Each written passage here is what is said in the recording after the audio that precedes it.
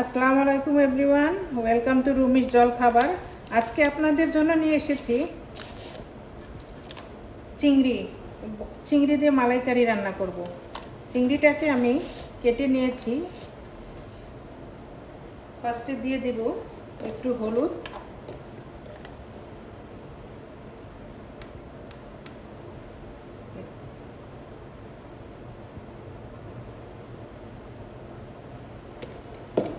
তারপর দিয়ে দিব লবণ,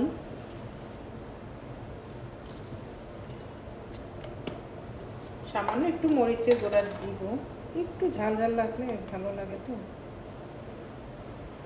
অল্প একটু।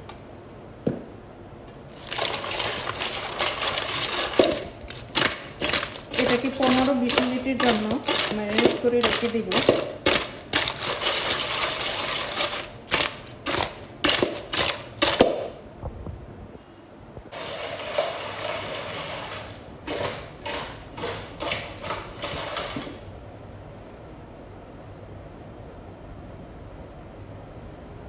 কড়াইটাকে গরম করে নিচ্ছি, এখন দিয়ে দিচ্ছি ঘি। এটা ঘি দিয়ে রান্না করলে ঘিয়ের একটা ফ্লেভার সুন্দর থাকে। মাছটাকে এখন ভেজে নেব ঘি দিয়ে।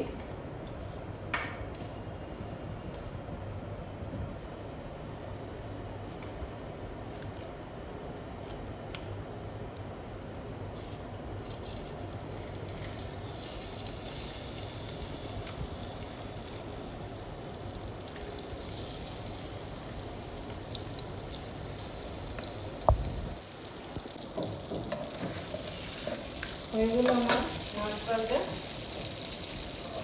এখন মাছটাকে তুলে নিচ্ছি। এই মাছ ভাজা তেলের মধ্যেই আমি দিয়ে দিব পেঁয়াজ। তেল না, এটা ঘি, যার যেমন পছন্দ। কেউ তেল দিয়ে রাঁধতে পারে, কেউ ঘি দিয়ে রাঁধতে পারে।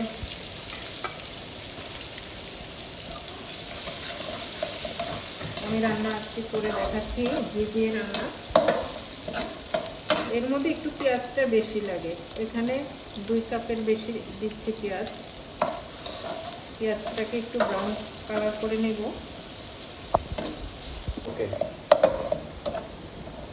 এখন পেঁয়াজটা একটু ব্রাউন হয়ে গেছে, এখন দিয়ে দিব বাকি ইনগ্রিডিয়েন্টসগুলো।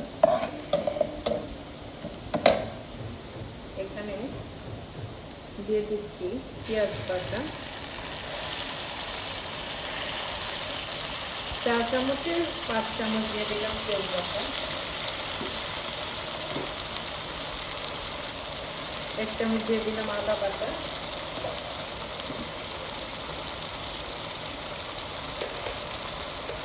1 চামচ দিয়ে দিলাম রসুন বাটা,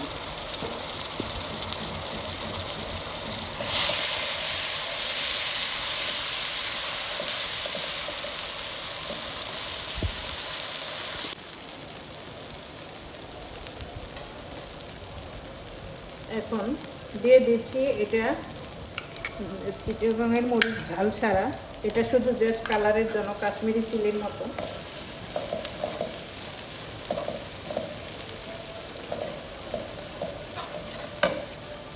আর একটু দিয়ে দেব, একটু কালারটা সুন্দর আসে যেন।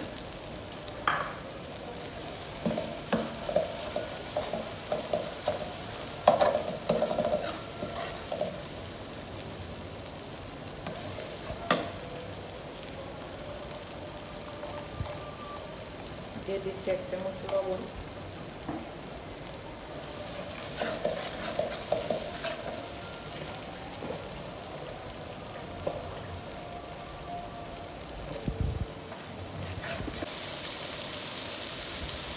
দিয়ে দিচ্ছি লেমন গ্রাস,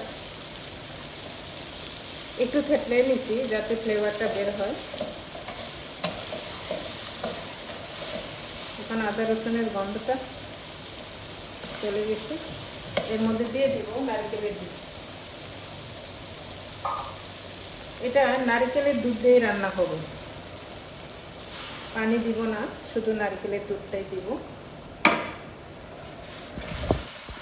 এখন এর মধ্যে আমি দিয়ে দিব 4টি শুকনা মরিচ, জাস্ট একটু সুন্দরের জন্য, এটা ঝাল নেই মরিচটা। এর মধ্যে দিয়ে দিব একটু ফ্রেশ নারকেল কুড়ানো,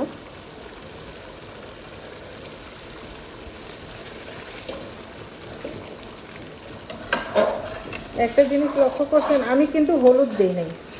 এই মরিচটাকে একটু পাটায় বেটে দিয়েছি, তাতে কালার আসছে সুন্দর।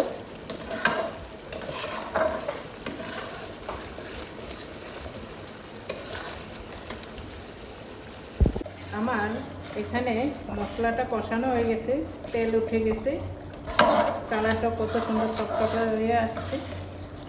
এর মধ্যে আমি দিয়ে দিচ্ছি ভেজে রাখা চিংড়িটা।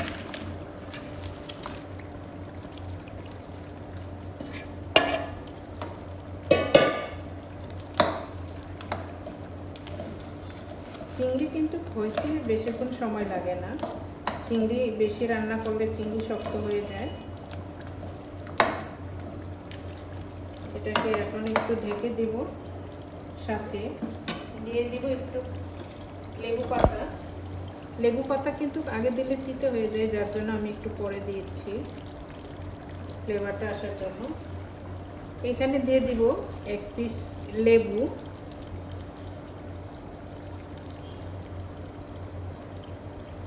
সাথে দিয়ে দিব 1-2 চিমটি চিনি। এখন এটাকে একটু ঢেকে রাখবো।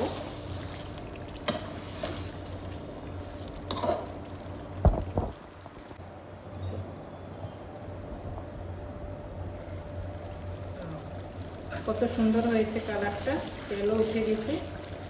হয়ে গেল আমার মালাইকারি চিংড়ি। এখন এর মধ্যে আমি দিয়ে দিব একটু কাঁচামরিচ,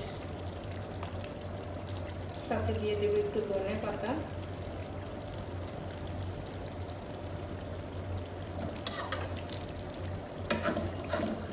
হয়ে গেল আমার মালাইকারি।